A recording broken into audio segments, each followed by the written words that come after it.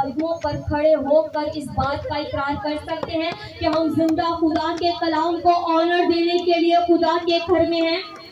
आज सब अपने कदमों पर खड़े होंगे और खड़े होकर खुदा बाप के हुजूर खुदा के कलाम को ऑनर देंगे। आज जोरदार तालियां बजाएंगे, क्योंकि कलाम कहता है कि खुदावंद का कलाम हमारे लिए सोने और चांदी के 1000 सिक्कों से बेहतर है। सोना और चांदी बहनों को बहुत पसंद है, लेकिन आज हम ये इकरार कर रहे हैं कि सोने और चांदी के 1000 सिक्कों से, सब बोलेंगे, सोने और चांदी के 1000 सिक्कों से क्या है? क्या? खुदा का कलाम। और खुदा के कलाम के लिए जोरदार तालियां होनी चाहिए, क्योंकि ये कलाम हमें जिंदगी बख्शता है, ये कलाम हमें चुनौती देता है, ये कलाम हमें तब्दील करके रख देता है। हालेलुया! पीछे से आवाज नहीं आ रही तालियों की, ये पूरी जगह गूंजनी चाहिए अपनी तालियों से, क्योंकि शैतान शर्मिंदा होने को है। प्रेज़ गॉड, तशरीफ रखिए। लेकर जाता है, तो मैं वो जवानों से ये जरूर कहूंगी कि अगर आप इसे अपने साथ रखेंगे, ये हर कदम पर आपके साथ रहकर आपको दुनिया की बुलंदियों तक ले जाएगी। हालेलुया! आइए खुदा के कलाम को पढ़ें। 16 चैप्टर है और वर्स 33 जी, लास्ट वर्स है।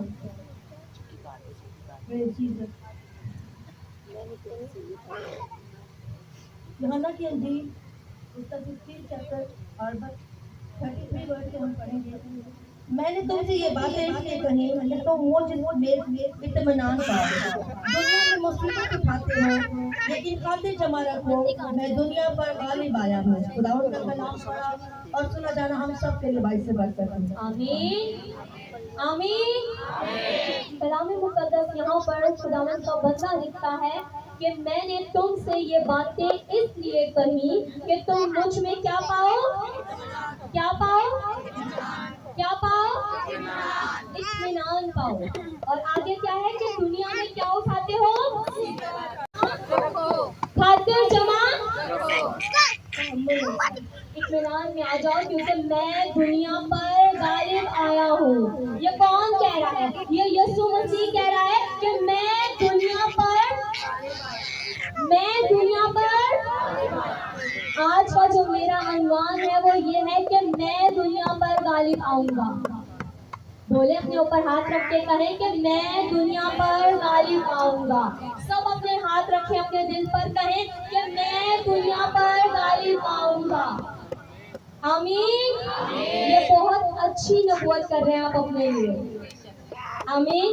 जो इस बात को समझ जाएंगे वो इस बात का इकरार करेंगे, क्योंकि यीशु मसीह ने कहा है कि मैं दुनिया पर क्या आया हूँ। और यीशु मसीह ने कहा है जो यीशु मसीह के पीछे चलते हैं वो भी इस दुनिया पर गालिब आएंगे। हालेलुया! दुनिया क्या है? दुनिया पर गालिब आया हूँ। गालिब का मतलब क्या है? कोई बता सकता है? गालिब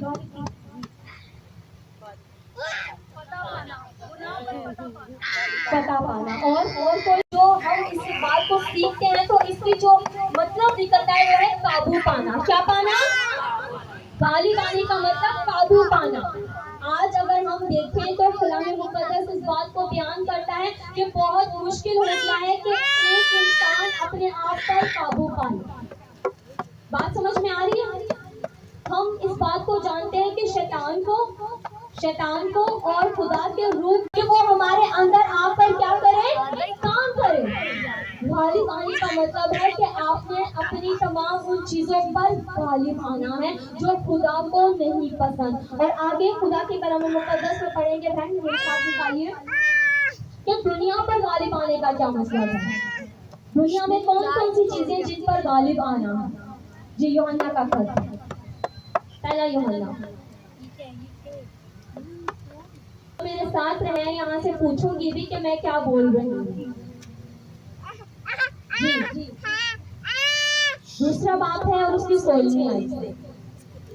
यीशु मसीह ने कहा है कि वो दुनिया पर क्या आए हैं? वो दुनिया पर गालिब आए हैं, और वो दुनिया में क्या क्या चीजें जिन पर वो गालिब आए। जी, दूसरा बात है, और उसकी 16वीं आयत है, 16वीं और 17वीं।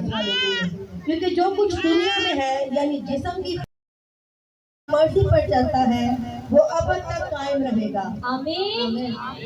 यहाँ पर 3 चीजें बताई गई हैं। यीशु मसीह इन तीनों चीजों पर गालिब आए हैं। आमीन। किन किन चीजों पर? क्योंकि जो कुछ दुनिया में है, हम सब जानते हैं कि दुनिया में क्या है? जिस्म की ख्वाहिश। सब बोलेंगे क्या है? जिस्म की आंखों की और जिंदगी की शेखी। ये 3 चीजें हैं जिस पर यीशु मसीह गालिब आए। यीशु मसीह मेरी और आपकी तरह जमीन पर आए। आमीन। रूहुल कुद्स की कुदरत से वो जमीन पर आए, और जमीन पर आकर उन्होंने जिंदगी गुजारी। और कैसी जिंदगी गुजारी? वो मेरी और आपकी तरह वो क्या थे?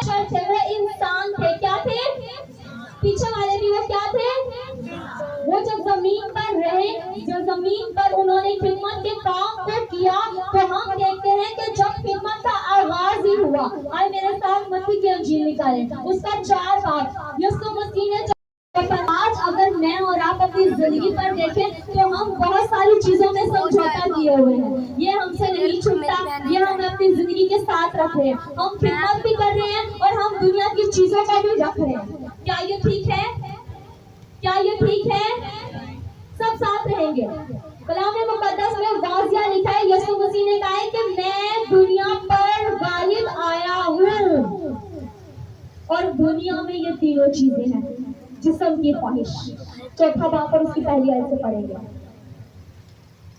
सब मुझे देखेंगे ताकि जब मैं आपसे बात करूं, ताकि मुझे पता चले कि आप कितना सुन रहे हैं और कितना समझ रहे हैं। जी, मत्ती 4 बाब उसकी पहली आयत। उस वक्त रूह यीशु को जंगल में ले गया ताकि अपनी से समाया जाए, और 40 दिन और 40 रात भागा करके आखिर तो उसे भूख लगी। और आसमाने वाले ने पास आकर उससे कहा कि अगर तू खुदा का बेटा है तो फरमा कि ये पत्थर रोटियां बन जाए।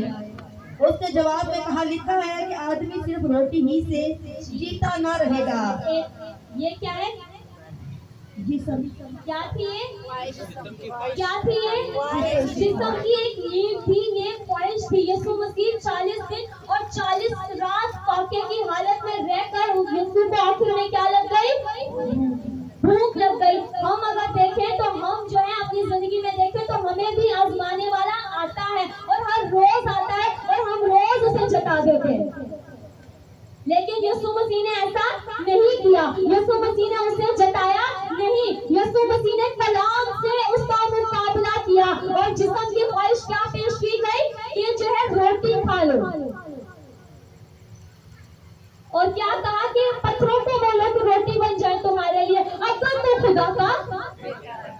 खुदा का यीशु मसीह है, ये उसकी सबसे बड़ी हार है। जब यीशु मसीह के पास जो अपनी जरूरतें आई, वो इस बात से डरती थी कि वो क्या कह रही है कि खुदा जो है, खुदा का बेटा यीशु मसीह है। बात समझ में आ रही है कि तू मसीह है, खुदा का। और अगर मेरा और आपका भी ये ईमान है तो आज मैं और आप भी फतह पाकर जाएंगे। हालेलुया। पहली ख्वाहिश क्या थी? जिस्म की ख्वाहिश। अगर मैं और आप देखें तो हम जिस्म की ख्वाहिश पर गालिब नहीं आ पाते। हम जिस्म की ख्वाहिश पर जो है हम समझौता करते हैं। अगर मैं देखूं, अगर इस दुनिया में अगर हम देखें तो बहुत सारे लोग हैं जो अपने रोजगार पर जो है समझौता कर रहे हैं। कलाम मुकद्दस में कहीं समझौता लिखा है? कहीं समझौता लिखा है? लेकिन मैं और आप करते हैं। मैं एक शख्स के बारे में आपको बताना चाहती हूँ कि जब खुदा के बंदे ने उसे खुदा का कलाम सुनाया, और खुदा का कलाम जब उसे सुनाया तो ऐसा कलाम सुनाया कि उसके दिल में ऐसा चोट कर गया कि वो उस पर सोचता रह गया कि मैं क्या करूँ। वो घर गया, घर जाकर भी खुदा का रूह से इतना बेचैन करने लग गया कि उसे खुदा के कलाम पर अमल करना है, जिस्म की ख्वाहिश पर क्या करना है, गालिब आना है। और वो जो है एक अच्छी पैसे लेता था, उसकी सैलरी तो थी लेकिन सैलरी से ज्यादा उसकी रिश्वत थी। और जब खुदा का कलाम उसकी जिंदगी में आया तो उसने क्या किया, खुदा के कलाम ने उसे झंझोड़ा और खुदा के कलाम ने उसे कहा कि इसमें खुदा की हजूरी में खुदा के बंदा के पास जा कि मैं क्या करूं, कि मैं क्या करूं, मैं इस चीज से कैसे निजात पाऊं, कैसे गालिब आऊं। हम क्या सीख रहे हैं कि गालिब आना है, हमें क्या आना है,